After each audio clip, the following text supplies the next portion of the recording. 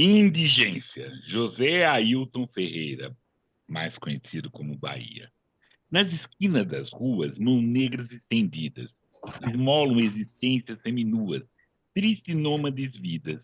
No asfalto, corpos estendidos ante olhares indiferentes, ex-corpos vadios, prostituídos, agora apenas indigentes.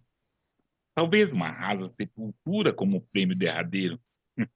Quem mandou ter pele escura e, além do mais, sem dinheiro. Indigência. José Ailton Ferreira, mais conhecido como Bahia. Salve, meu nome é Plínio Camilo e eu tenho o prazer de apresentar Notas de Escurecimento Gerações.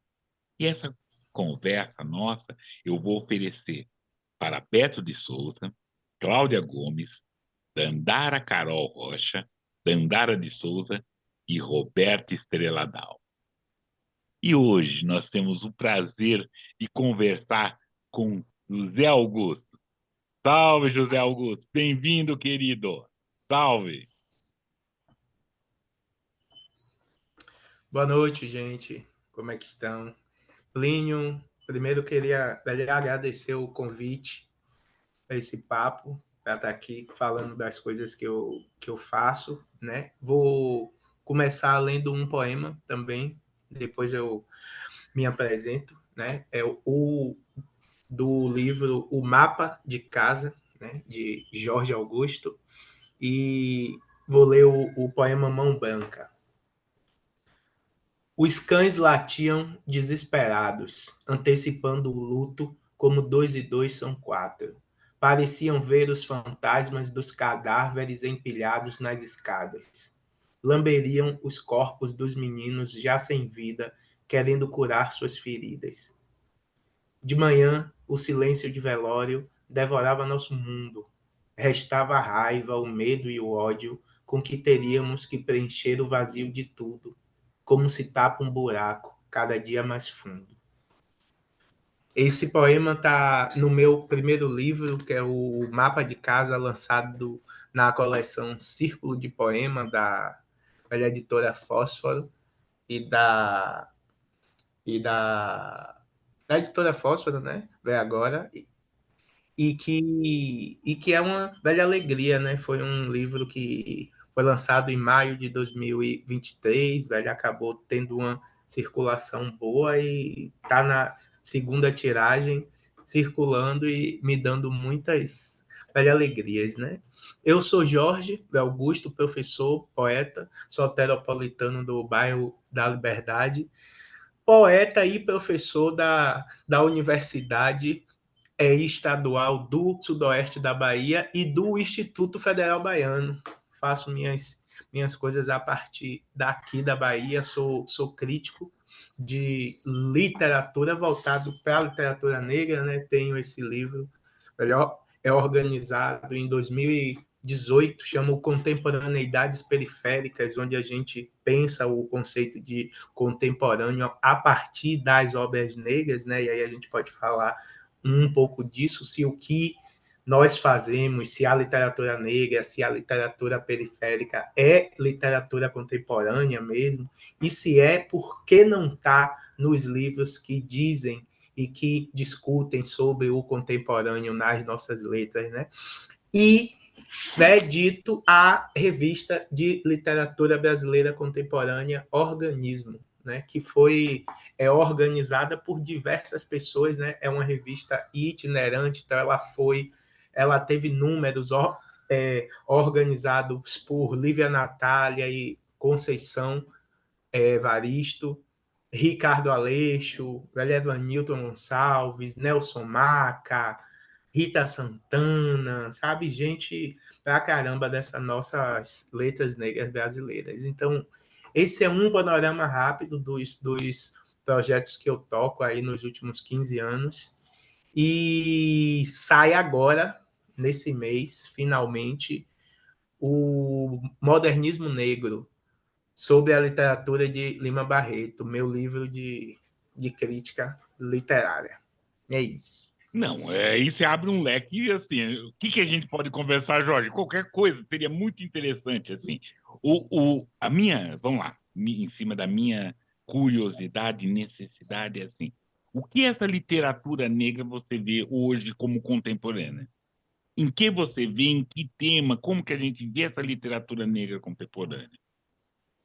Olha, a gente chama no campo da literatura brasileira contemporânea, né? Muita, assim, a gente tem algumas linhas de força para definir que um livro é contemporâneo, um autor é contemporâneo, né? Ele dialoga com a tradição de uma forma relativamente inventiva e experimental, em certa medida, né? A violência é um grande tema da literatura contemporânea. A ideia de inespecífico, né, de que assim, em poesia, por exemplo, a gente pega livros como o de Florência Garamunho, que é uma grande referência no contemporâneo, Luciane Velho Azevedo, aqui da UFBA, e outros tantos teóricos que discutem a inespecificidade da obra literária, né? Como ela se mistura entre visual, verbal, como que os livros conceituais são valorizados dentro disso. E em poesia a gente tem uma coisa chamada passo de prosa, ou seja, aquilo que você não sabe mais até onde vai a prosa, até onde vai a poesia. Só que isso tudo é normalmente aplicado à literatura que dialoga com a tradição e à literatura feita por pessoas brancas. Se você pegar grande parte dos livros do Sudeste sobre o contemporâneo, se estudam pessoas brancas do Sudeste. É como se a literatura periférica e a literatura negra não fossem literatura contemporânea, efetivamente, no sentido que o conceito passou a ter, porque antes a gente dizia contemporâneo como uma coisa geral, né? Contemporâneo, fulano é contemporâneo do nosso tempo, era o uso do senso comum, mas o contemporâneo virou uma categoria estética da obra, que quer dizer certos procedimentos, entre eles os procedimentos negros quase nunca estão. A gente tem um velho exemplo clássico assim. É, a gente tem um livro, esse que eu falei da Florência Garamunho, que é muito bom mesmo. Ela cita uma coisa como subjetividade mínima. Aí, como é que a gente vai falar de subjetividade mínima numa obra de literatura negra feminina, aonde essa mulher negra, ela justamente ela escreve para provar a humanidade dela, né? E aí ela vai provar essa humanidade através de procedimentos estéticos que enfatizem a subjetividade. Por exemplo, a gente pega uma escritora como Rita Santana, né? Premiada de muitos livros, baiana, a gente pega Rita Santana, você vai ler, Rita Santana ela tem uma especificidade, mas que não é só dela, de Lívia Natália, Conceição também tem, em certa medida, muitas autoras negras têm, que é uma metaforização muito grande, um certo vocabulário rebuscado. E aí a gente olha aquilo e vai confundir aquilo com uma coisa que dialoga diretamente com a tradição. Não se trata disso exatamente. Se trata de que essa metáfora carregada, esse exagero em certo rebuscamento é um procedimento estético para mimetizar uma subjetividade. Entende? É um procedimento estético de dizer, olha, eu sinto, eu existo como um ser humano, eu sou uma mulher que pensa, eu não sou uma bunda, eu não sou um corpo nu, eu não sou um velho objeto sexual, eu sou isso aqui, essa complexidade. Então é um procedimento estético que uma ideia de subjetividade mínima arrisca não captar, porque o que se simula é uma hiperatividade, talvez, Sim, né? sim. Então, quando eu discuto essa ideia de contemporâneo, eu discuto nesses procedimentos dos autores, mas eu estou pensando também no que é uma crítica contemporânea. Por que Plínio? Assim, os autores contemporâneos, negros e brancos, sempre existiram e eles fazem coisas interessantes. Né? Os poetas negros, as poetas negras, os escritores negros, a gente tem. A gente tem gente fazendo coisas, rapaz, muito boas. Mas essas coisas não são visibilizadas pela crítica. Não, Né? A não gente mesmo, não mesmo. recentemente, Plínio, uma produção de procedimentos necessários para captar a potência desses textos agora. Eu estou fazendo uma resenha sobre um livro de Fábio Mandingo, que é um escritor fenomenal, e ele faz um livro aqui, situado aqui na cidade de Salvador, como muitos dos seus livros, e se passa no Parque São Bartolomeu, que é um lugar histórico para o povo negro, da indígena também, é onde houve quilombo, velho aldeamento, e ele faz uma mistura tempo e velho espaço múltiplos, tanto tempo quanto espaço são múltiplos, é uma mistura complexa e que é feita a partir do repertório cultural negro, onde esse tempo é compreendido como múltiplo. Então, se você vai ler isso a partir do repertório de uma tradição canônica mais engessada, etc., a gente tem dificuldade para ler isso. A gente vai deixar esse texto gaguejando, como eu. A gente vai deixar esse texto claudicando e a gente vai minar a potência crítica e criativa desse texto. Então, eu me pergunto nesse livro e em outros textos que eu tenho trabalhado, né? Como fazer com que a crítica seja ela periférica, porque a crítica precisa se periferizar. A crítica precisa partir de outros locais. A crítica precisa ir a outros territórios. Acho que foi a Lúcia Tenino e o Márcio Medeiros, eu vou agora esquecer, o livro não está aqui perto para eu pegar, mas é um livro chamado Polifonias Marginais. São 4 pesquisadores, duas pesquisadoras e 2 pesquisadores, se eu não sou traído pela memória, que organizam uma série de entrevista com os poetas, quase todos de São Paulo e tal, mas vale muito.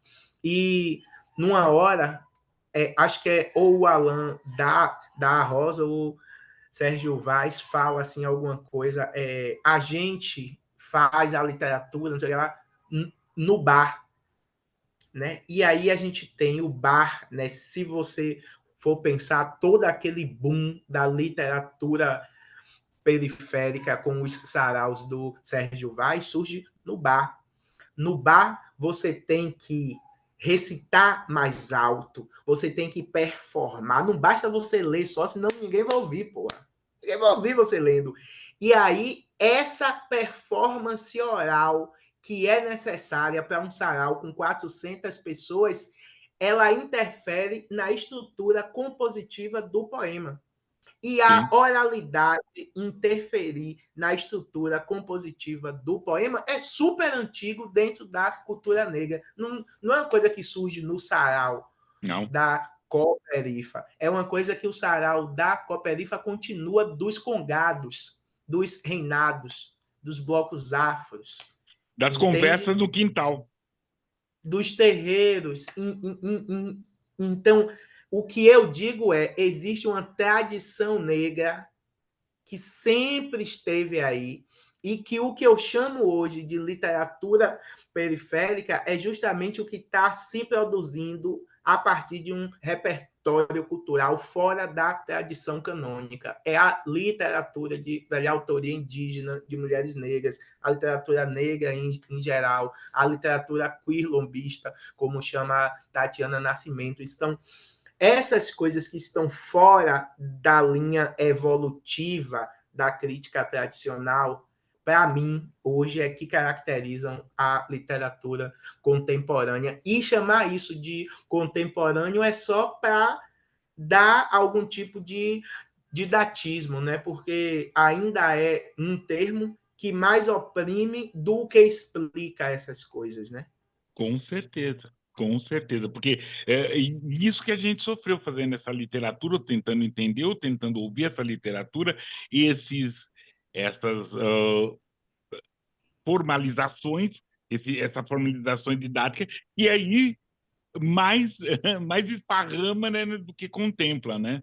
Um caso aí unindo esse modernismo negro que você vai falar do Lima Barreto, como ele é colocado nas escolas, né? O Lima Barreto é Sim. colocado como um pré-modernista, né? Que é aquele absurdo, né? Pré-modernista. Ou como, Duas coisas doidas. É. né? Ele é Como, botado como pré-modernista e como nacionalista. Que exata. ele não é nem pré-modernista, porque pré-modernismo a rigor, todo mundo sabe, né? Isso não é uma coisa nova que eu estou falando aqui, não. Pré-modernismo não existe, né? Pré-modernismo, você junta autorias totalmente dispersas, como Lima Barreto, Euclides da Cunha, Graça Augusto Aranha, dos Anjos, Graça Graça Aranha, Aranha, Augusto Monteiro dos Anjos, que não Lobato. tem nada a ver com nada que se fez na literatura brasileira, né? Porque eu digo isso em outros lugares e tem.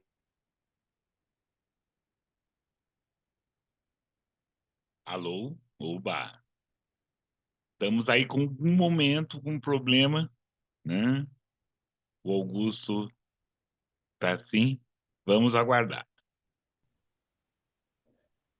Opa, desculpa, Né? tive problema. É, Continue, José, por favor. então, Desculpa. por que se pensa Lima Barreto como pré-modernista, né? Tipo, a gente tem que pensar isso, que a gente fala, mas Lima Barreto não é pré-modernista, não sei o quê. Ele não é mesmo. Mas por que se velho insistiu tanto que Lima Barreto fosse um pré-modernista, né?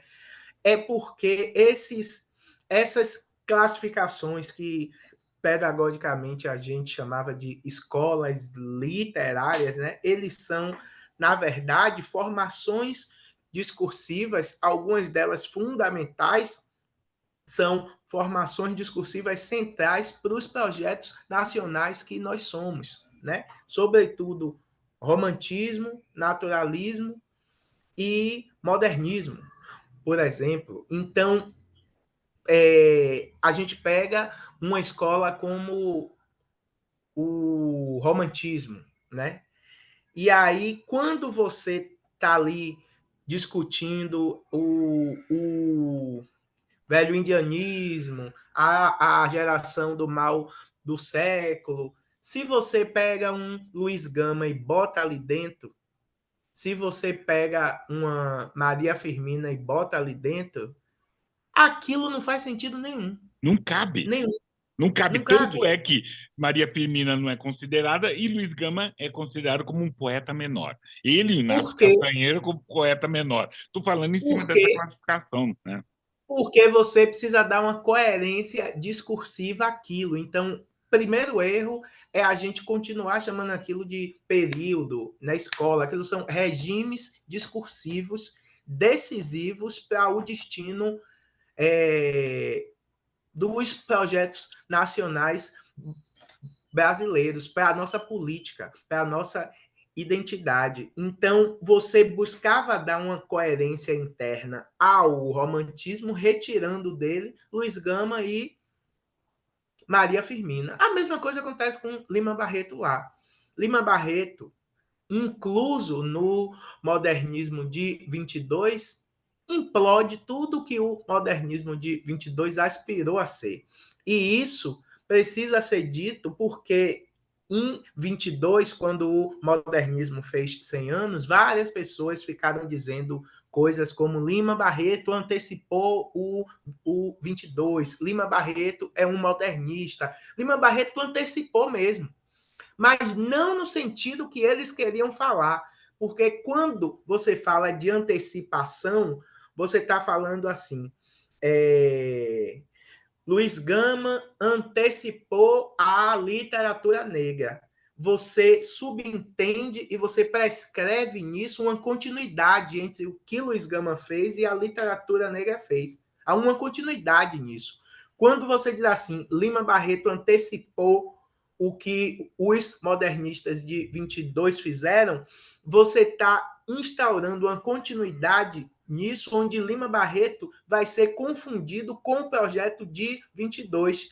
Isso vai apagar as rupturas e as dissonâncias que Lima tinha com os poetas de 22. Então, Lima Barreto não foi um antecipador de 22. Aí eu recorro a uma noção que o professor Henrique Freitas usa de pilhagem velha epistêmica. Eu acho que talvez a gente se aproxime mais disso. Eu tenho pensado, eu não sei se é exatamente isso, mas eu sei que não é uma continuidade, provavelmente uma pilhagem. E por que pilhagem?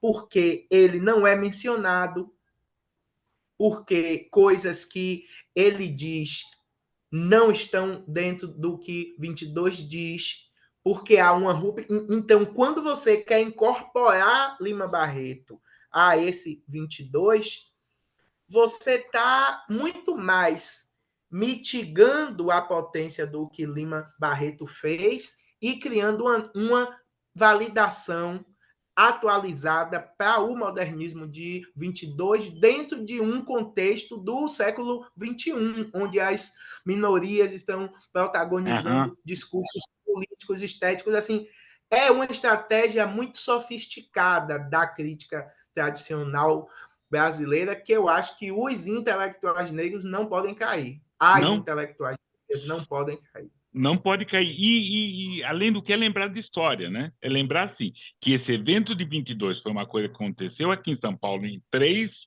com três jornais, né? Que aquela questão no dia seguinte pouco repercutiu, no mês seguinte quase nada repercutiu, 10 anos depois, talvez 20 anos depois, começou-se a repercutir graças às ações daqueles que participaram. Só foram três jornais e não conseguiram. Fora muita gente que escrevia e era importante, não foi nem convidado. Os arquitetos negros, Gilca Machado, João do Rio, Lima Barreto, nem foram citados, nem foram citados nessa história, assim, que é uma coisa que Eu, foi um movimento de elite de São Paulo, só. Desculpa, Jorge. É lembrar isso, não, é movimento. isso mesmo. É, faz sentido tudo isso. Eu não ligo muito para ficar discutindo assim. Não é o meu debate. Uhum. Ficar discutindo, por exemplo, se tinha autores negros dentro do modernismo paulista, se tinha velho, autores negros no modernismo carioca. Sempre teve negro em tudo e sempre vai ter, porque é o Brasil. Não existe Brasil sem nós. Nada foi feito nesse país sem nós. Então, certamente havia negros, é óbvio que havia negros. Só é a gente fuçar um pouquinho documentos, ver arquivos, que a gente vai achar os negros que estavam lá fazendo as coisas. Pode não estar ali naquela sala, mas estava em outra sala perto fazendo coisas parecidas, maiores, similares, velho, equivalentes, mas estavam produzindo. A minha questão é entender que modernidade esses autores negros estavam propondo em seus modernismos. Sim, Porque modernismo, a grosso modo, é uma crítica, né, pelas artes, é uma crítica estética ao projeto de modernidade euro-ocidental. As vanguardas surgem num contexto de crise ética do projeto moderno. E os negros participaram dessa crítica da modernidade em todo o mundo. Em todo o mundo. Em todo o mundo. Porque se teve alguém para quem esse projeto moderno nunca funcionou, fomos nós. Nós uhum. somos os corpos que têm que morrer, as pessoas que têm que morrer para que esse projeto moderno exista. Então, a gente fez a crítica dessa modernidade. Então, me interessa esse modernismo. O modernismo negro de Lima Barreto é isso, é que crítica Lima Barreto fez ao projeto de modernidade euro-ocidental. É isso que eu trabalho. Essa é a minha pesquisa. Esse é o meu debate com literatura negra, sabe?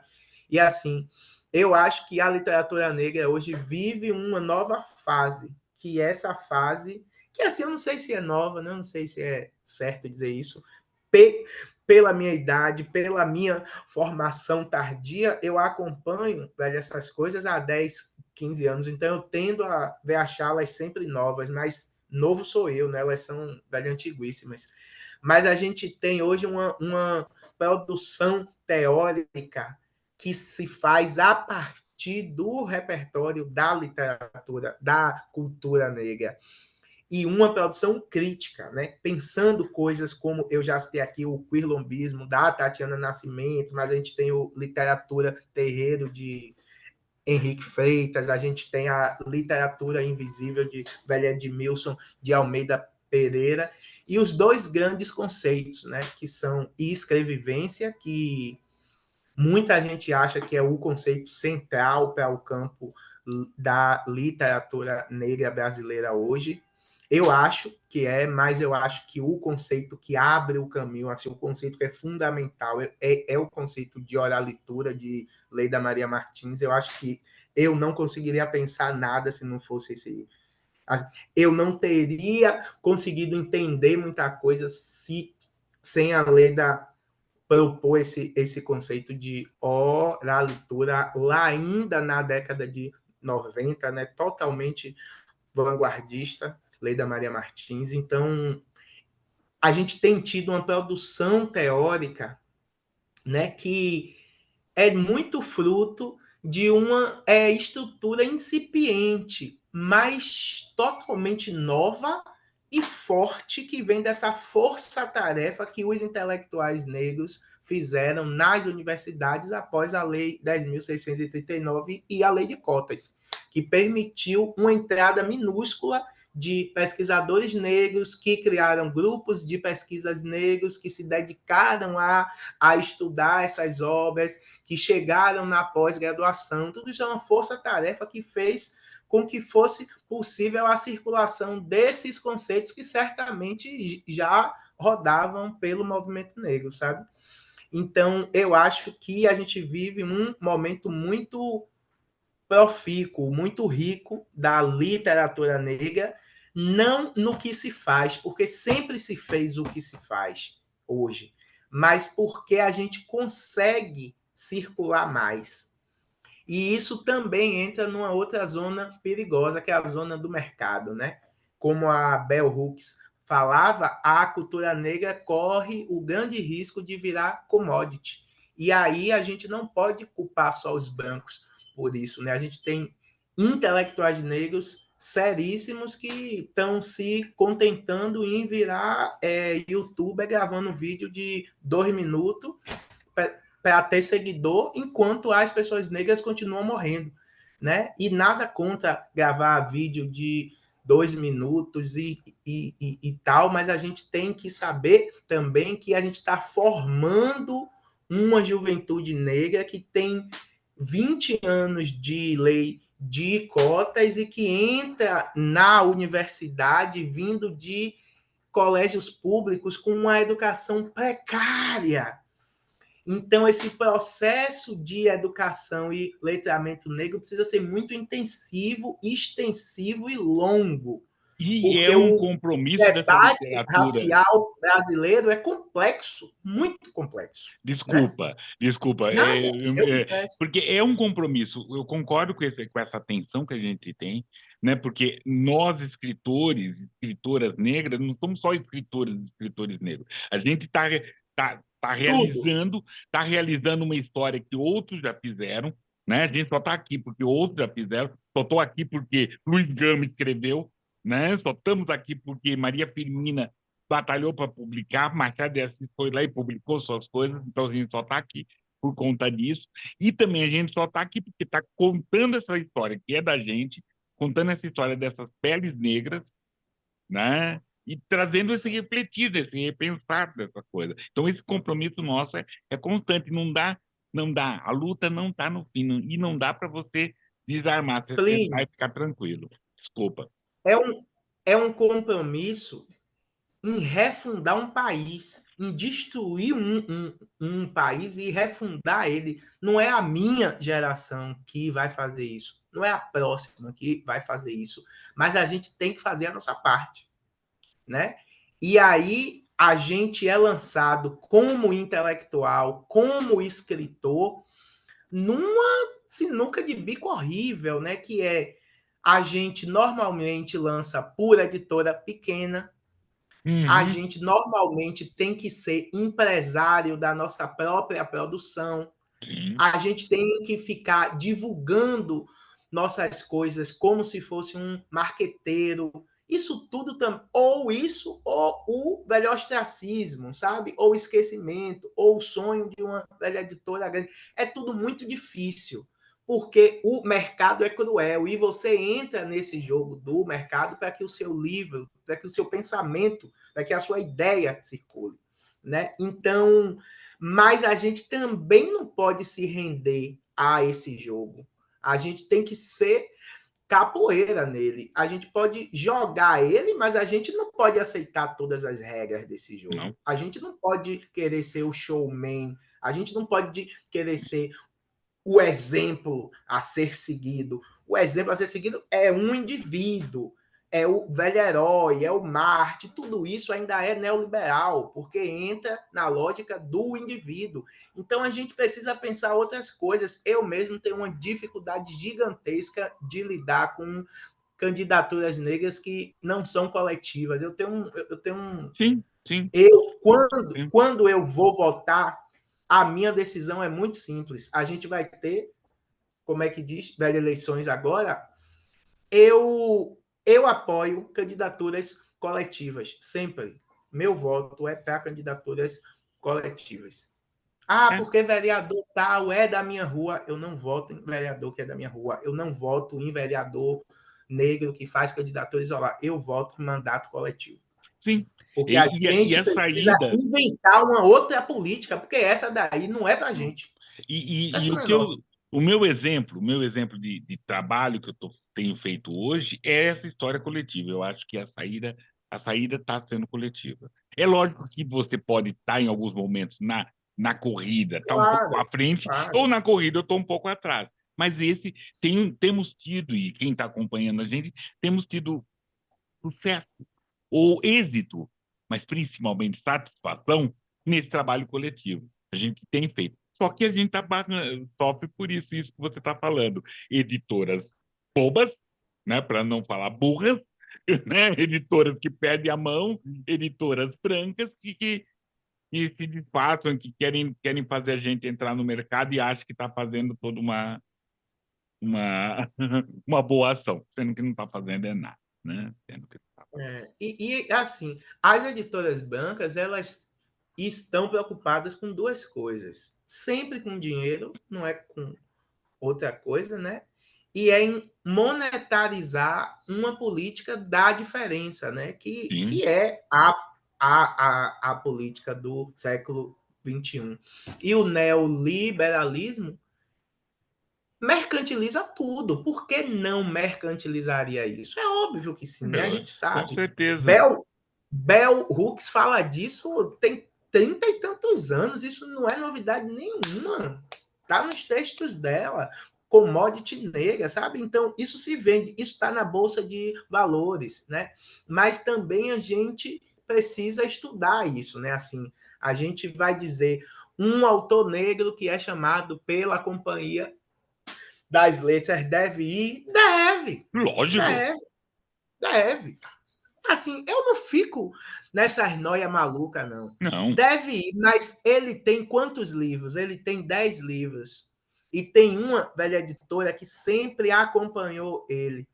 Dá 7 livros para a companhia, dá 5. E 5 você deixa com a outra editora. A gente precisa ser capoeira, a gente precisa jogar, sabe? Sim, Porque aí você vai circular com uma que vai carregar a outra, sim, vai divulgar seus outros livros que estão na pequena.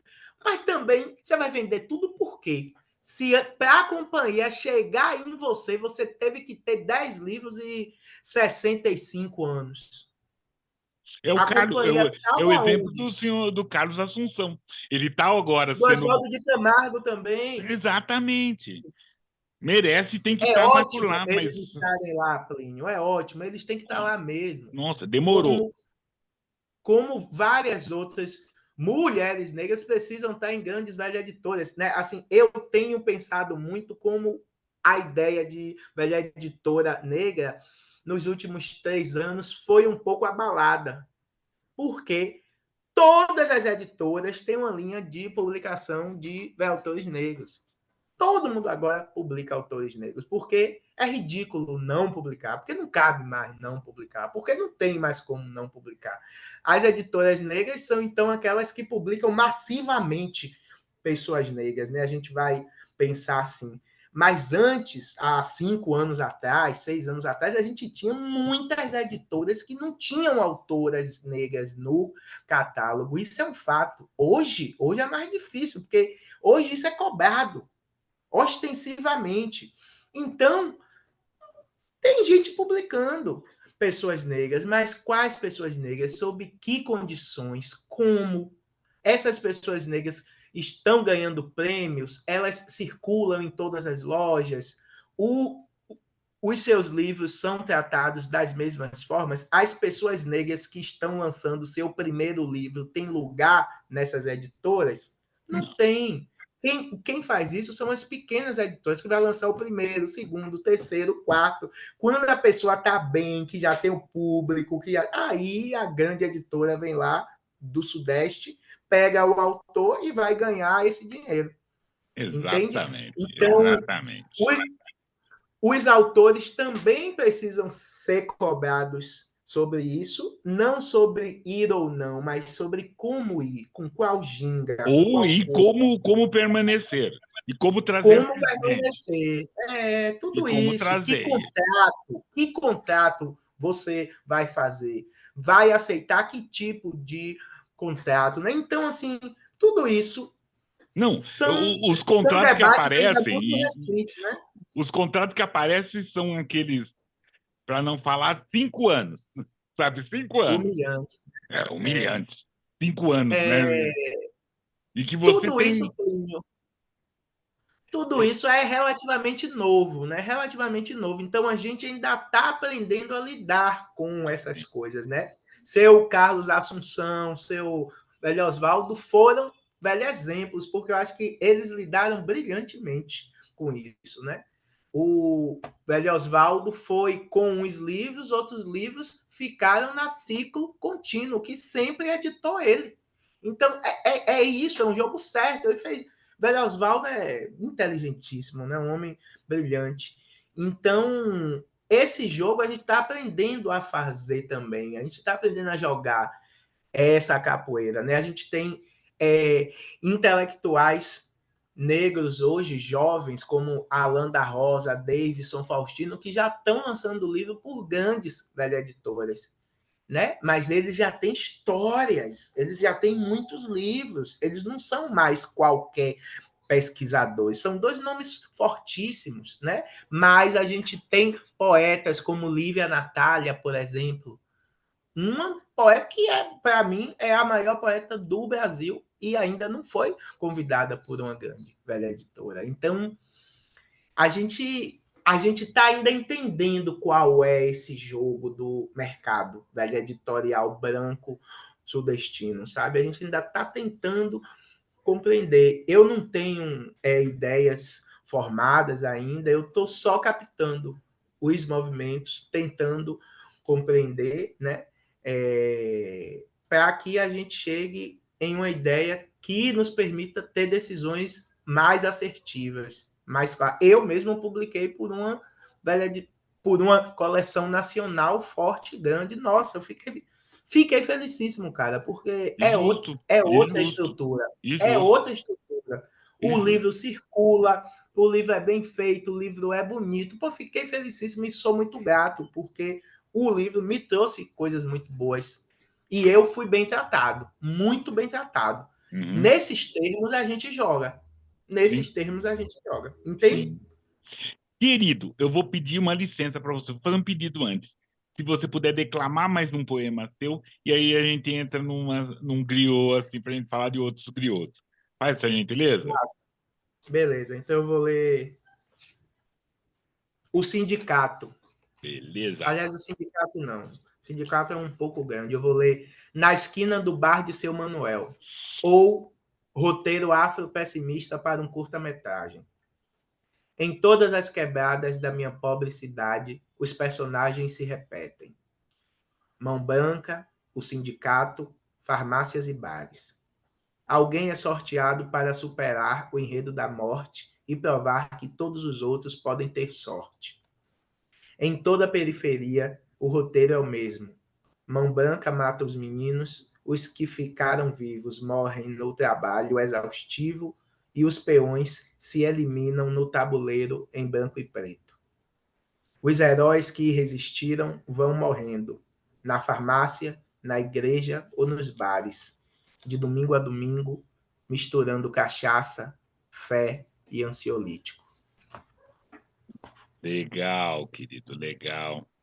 E é isso, né? Essa nossa conversa, né? Nota de escurecimento, eu peço para que todas e todos, assim, leiam, né? Assinem o canal, vamos lá, vamos estar com a gente para fazer essas coisas, vamos estar fazendo essa história toda. E aí vamos, nesse nosso momento griot, de falar dos que vieram antes, a gente já falou um pouco, né? Muito legal, muito necessário isso. E aí, o quem eu vou falar hoje, que a gente vai falar, é do José Ailton Ferreira, que o nome, o apelido, como ele foi muito conhecido nessa nossa literatura negro-brasileira, foi conhecido como Bahia. Ele nasceu em 9 de janeiro de 1954, em Almadina, Bahia, que na época ainda era conhecida como Pouso Alegre, um pequeno distrito de Ilhéus. Na infância mudou para Coraci, onde frequentou a escola das professoras Rita e Perpétua. Mais tarde, residiu em Itapetininga, depois Itabuna e Ilhéus, onde concluiu o ginásio e o secundário no Colégio Estadual Itabuna e fez o curso de Economia na Universidade Estadual de Santa Cruz. E aí, nesse momento, ele começou a mostrar interesse nessas discussões sobre essa questão negra, essa questão do povo, essa questão dessa periferia, desse grupo de que ele está falando. E sua primeira publicação foi um texto, né, no jornal editado por Raimundo Galvão, Sua Vez, no Diário de Itabuna. Na década de 80, ele foi para Porto Velho e lá integrou, e esse trabalho dele em Porto Velho, esse trabalho de integrar coisas, de não fazer sozinho, né, de aquilombar-se. E nisso ele começou a tecer vários trabalhos, e principalmente o seu olhar tinha uma crítica à sociedade, ao poder.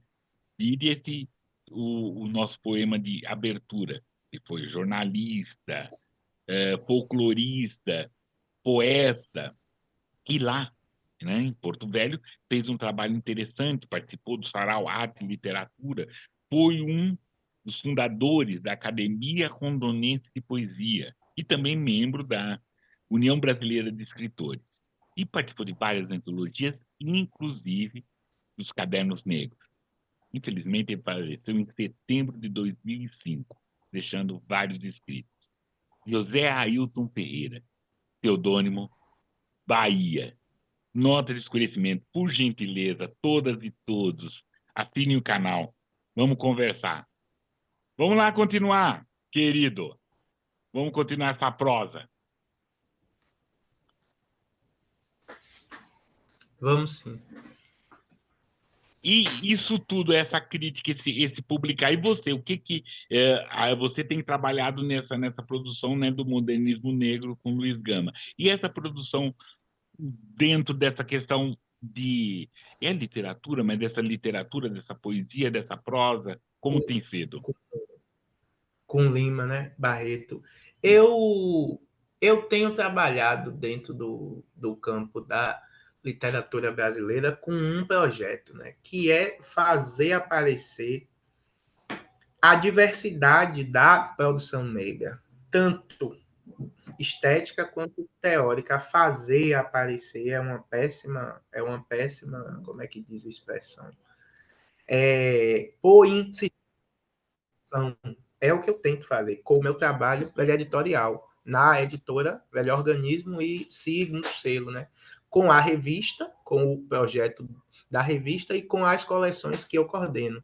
Eu coordeno, por exemplo, uma coleção que chama Na Encruza, que publicou, só para citar dois livros que saíram nessa coleção. Um chama Iorubaianidade, de Félix Ayo Ominidire, que é um grande pesquisador nigeriano que fez pós-doc aqui e tal, mas é um pesquisador que viaja o mundo todo, Estados Unidos, Cuba, Alemanha, né, Brasil, e ele fez esse livro, são 10 anos de pesquisa, mostrando como que a Bahia é a capital iorubana no mundo, mas ele vai mostrar isso a partir de uma pesquisa poderosa da cultura negra no nosso estado.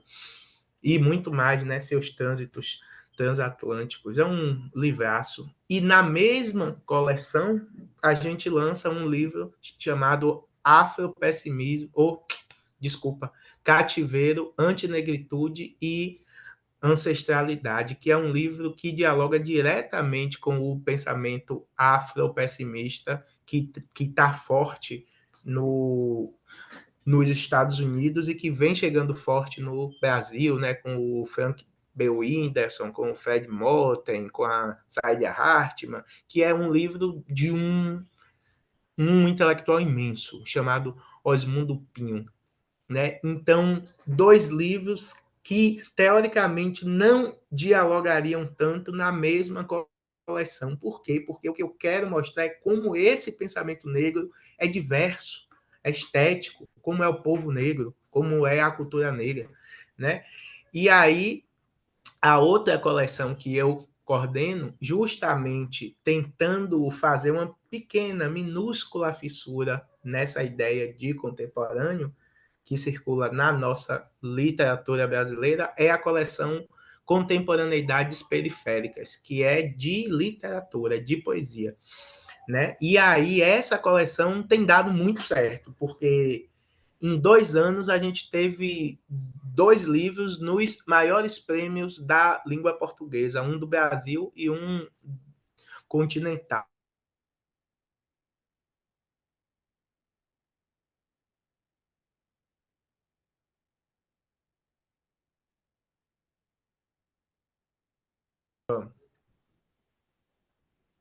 Então, essa coleção colocou 2 livros nossos na final desses 2 grandes prêmios. Um foi o Prêmio Jabuti de 2022, com a Tatiana Nascimento, que é uma poeta espetacular. Eu acho ela um pontinho fora da curva. Assim, eu gosto muito do que Tatiana Nascimento faz. E foi uma honra, velho, editar um livro dela, que ela mesma editou o livro dela, né? Ela é poeta, é editora, performer, ela é a porra toda, uma intelectual brilhante. E o livro dela chegou na final do Jabuti, na final mesmo, né? E assim, é um trabalho difícil, porque é uma editora minúscula, é uma editora pequenininha, né? Pega uma mulher negra de Brasília e a gente chega junto, né? Porque não foi a editora que botou ela no prêmio, é o contrário, né? A gente foi junto lá, assim, foi uma coisa muito linda.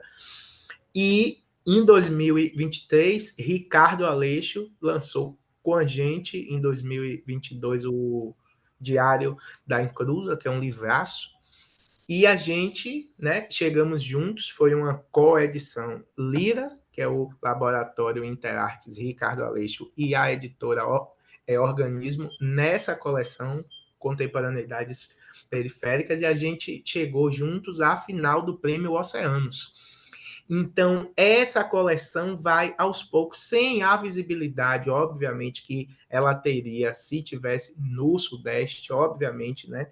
Tipo, ela tem nomes como Alex Hatz, Alex Simões, Marta Gaurão, que é um livro espetacular, Maria Dolores Rodrigues, com um livraço que foi lançado agora na última Flip, em novembro. Então, uma coleção muito forte, cara. Assim, eu digo a você, muito forte mesmo. Os livros são um espetáculo, são muito bons. E de uma pluralidade, de uma diversidade estética que faz a gente, que obriga a gente a mirar a literatura negra como algo muito, muito grande. E aí eu digo isso na minha tese, que é esse livro de Lima Barreto que vai sair, né? A gente tem um texto clássico na crítica literária negra que é literatura negra, um conceito em construção, né? Que é do professor da Universidade Federal de Minas. Eu não vou lembrar o nome dele agora, meu Deus. Eduardo de Assis Duarte. Eduardo de Assis, obrigado. Desculpa, professor. E aí eu tenho um texto dentro do livro, um subcapítulo, uma seção que chama Literatura Negra, um conceito em expansão, porque eu estou pensando nessa rede se expandindo, como é o tempo negro, né? Como é a cultura negra, ela trabalha em expansão. A afrodiáspora é uma expansão infinita do que a África legou ao mundo, né? E dentro da concepção de tempo cultural negra, o tempo está muito mais se expandindo do que seguindo linear. Então, eu penso uma crítica que parta desse repertório cultural negro. Então, eu penso a literatura negra um conceito em expansão, né? E aí eu penso como que a gente vai dar conta desses múltiplos movimentos que caracterizam a literatura negra, sem querer dizer exatamente o que é a coisa. Porque quando você diz exatamente o que é, você captura, você engessa. E se você parte de uma epistemologia negra, de uma como é que diz, epistemologia Exu, como falam hoje muitos pesquisadores, você está falando de multiplicidade e de movimento. Você está falando de algo que não pode ser necessariamente catalogado como um mapa. E aí muita gente diz que está cartografando a cena da literatura negra, que está mapeando a cena da literatura negra. Nesse sentido, eu defendo no livro que a gente deveria pensar em sismografar essa cena, porque o que é o sismógrafo é aquilo que capta o movimento. E nós estamos sempre em movimento de África para a afrodiáspora dentro da concepção temporal que a gente tem, né? Assim, então, eu acho que uma crítica negra ela deve estar muito mais preocupada em se movimentar junto com o movimento que a literatura e a cultura negra faz do que dizer o que essa literatura é, sabe? Sim, Do que dizer boa. o que é a cultura negra, do que dizer o que é um negro que nem existia há séculos atrás, dizer o que é capturar, mapear. Então, eu penso que a gente tem que acompanhar os movimentos. Acho que esse é o papel crítico, né?